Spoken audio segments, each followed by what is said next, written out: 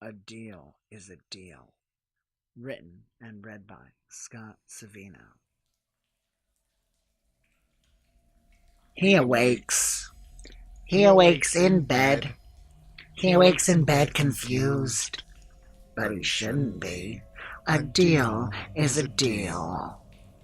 The bed is on the ceiling, and now he is finally awake, staring at the floor through the locks of his long hair. They hang heavy, damp with something viscous dripping downward with the pull of gravity. He tosses his head around from where he dangles to rearrange the mop of sodden curls away from his eyes. The thin nylon rope wrapped around his arms and legs, and the sheets and the bed frame hold everything in place at the top of the cave. It was easier than one might think, bringing him here, bed and all, through thin air to me. Through the void, all I must do is call. The air in this room is thick and humid with oil. It tastes like kerosene. His eyes are wide because he understands his error, you see. In short time, he will understand so much more of who I am and why he is soaked in accelerant and why he is suspended from the ceiling as I below him am stacking the wood. Who are you? He asks me through the dark. You know who I am, is my reply. He's crying now, drawing in a snotty breath. He asks, Yes, but why? You know the why, is my reply. And he does know. You can see it in his wild eyes. He shudders and struggles and tries to squeeze those wild eyes tightly to shut away the vision below, the vision of me. His eyes try to black it all away with a tight little squeeze. But that's not the deal. I am not a figment. I am real.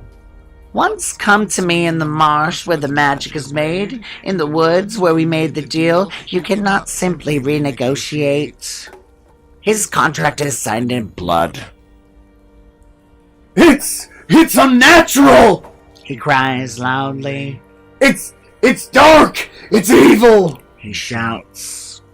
I changed my mind! I don't want this! I'll turn myself in, I promise! Unnatural, dark, or evil is no matter of mine. A deal is a deal.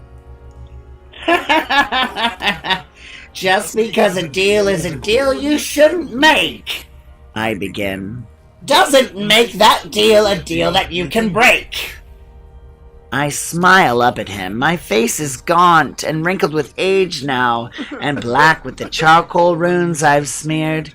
I can see it reflect back to me with the fear in his eyes, laden with tears. Why are you doing this? You said anything, even a soul, and so I've come now to take what is owed. He looks angry now. This wasn't our deal! He shouts. Oh, but it was in fact. You performed the ritual as instructed. You signed in your blood. I asked you to bring him back. You tricked me! He is making me angry now with this talk of semantics. Tricks? You said bring him back, and that's just what I did.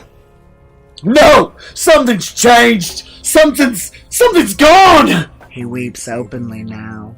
Of course something's gone! I chuckle. Dead for nearly a day and a night, that one! We don't have a deal because that ain't what I asked. He attempts. He's gray!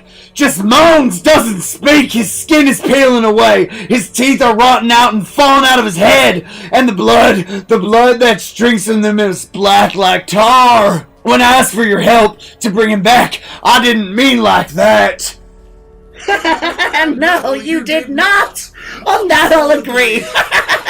I chuckle here as I continue to stack log on log beneath him into the shape of a pyramid, a pyre a dozen feet tall. They don't quite reach him, but the fire will still be able to lick him with its curling, curing tongues, roast him till he splits open and my payment rushes out. I'll get what I came for. I remind him, You did not specify condition. You said back, and back is back, and you will now pay for that.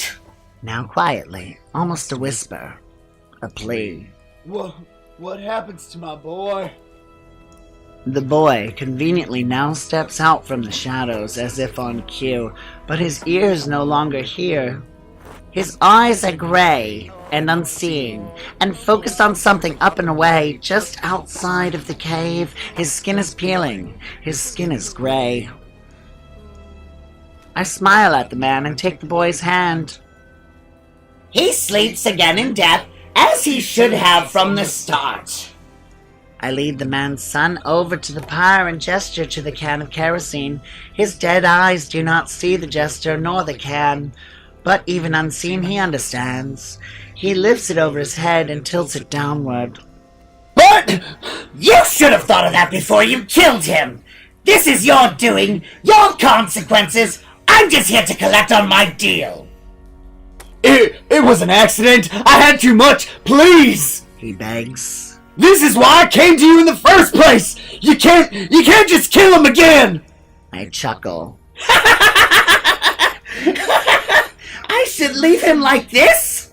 Would you? God. I ask. And then, on second thought, I remark. Probably you would. I am not quite so cruel. He is brain dead. The blood is thickened. A heart dead that long is not strong enough to pump jelly. You are too late, sir. You tricked me. I did not. I do not deal in tricks.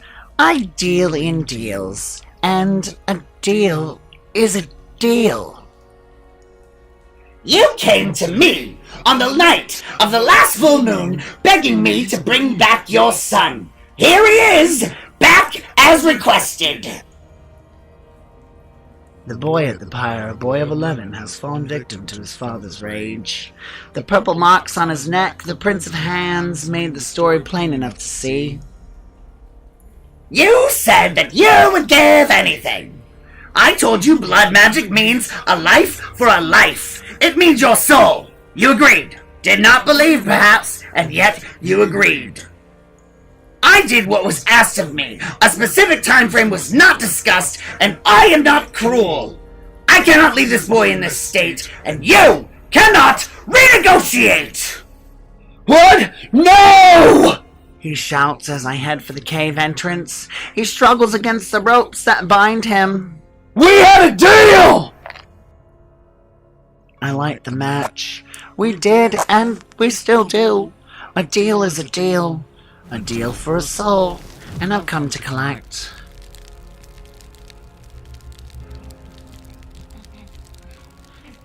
The evil one I'll take. The boys can pass on. I don't deal with the pure ones. They don't last as long. As I sit atop the cave, over the chimney, breathing in the smoke, I can feel it enter through my lungs, invigorating my old soul with its company, devouring its youth. I've made hundreds of these deals, and I won't have to make another one again for a few decades. So if you find need of my service in about 20 years, seek me out. The house is the one you'll know. The one on stilts in the marsh. You'll find it if you look for it, or more accurately, it'll find you.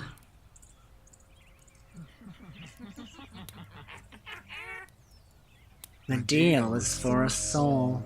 Every 20 years or so, mine starts getting old, then it needs to eat. So don't go making deals you don't intend to keep, and it's probably good advice to not make deals with me, because no matter what you think, once you agree, a deal is always a deal.